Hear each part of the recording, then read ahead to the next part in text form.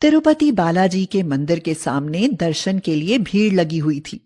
इतनी विकट भीड़ में दुबली पतली कमजोर सुनीता भी दर्शन के लिए लगी हुई थी। उसकी गोद में उसकी बेटी पंछी थी।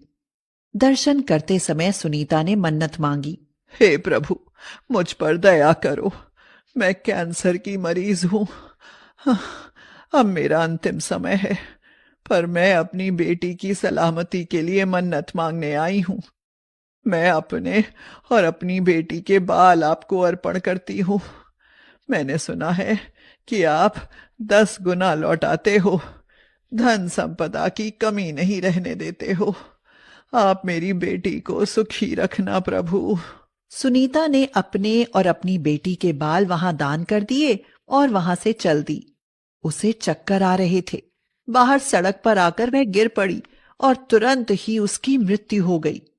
2 वर्ष की पंछी जोर जोर से रोने लगी। आसपास भीड़ लग गई। तभी एक गरीब औरत भीड़ को चीर कर आई और पंछी को गोद में उठाकर बोली, मेरी बेटी, तू तो अनाथ हो गई, लेकिन मैं तेरी मौसी जान की अभी जिंदा हूं। मैं तेरा लालन पालन करूंगी। ऐसा कहकर वह पंछी को अपने साथ ले गई। समय तेजी से गुजरा। 16 साल गुजर गए। पंछी अब 18 साल की एक खूबसूरत युवती थी। उसके बाल इतने सुंदर थे कि जो भी देखता वह मोहित हो जाता।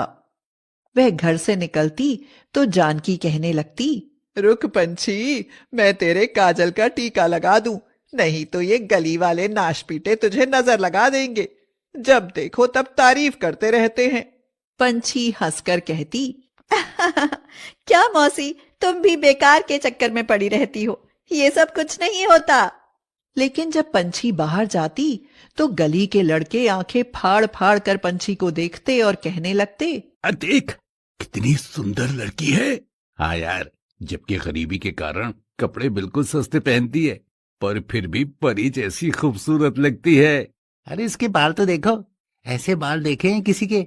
ये लहराती हुई नागिन सी चोटी कितनी सुंदर लगती है। और ये इतनी सुंदर है कि हमारे ख्याल से आसपास के गांव में इतनी सुंदर लड़की कोई नहीं है। काश इससे मेरी शादी हो जाती यार। ऐसी ही बातें कहकर गली के लड़के ठंडी ठंडी आहें भरा करते थे। लेकिन पंछी को इन बातों की बिल्कुल भी परवाह नहीं थी। वह कृष्णा नाम के सुंदर युवक को चाहने लगी थी। कृष्णा भी उसको बहुत चाहता था। जानकी ने उसकी शादी कृष्णा से कर दी। कृष्णा के परिवार में उसके अलावा एक बड़ा भाई और भाभी मालती थी। कृष्णा और पंछी बहुत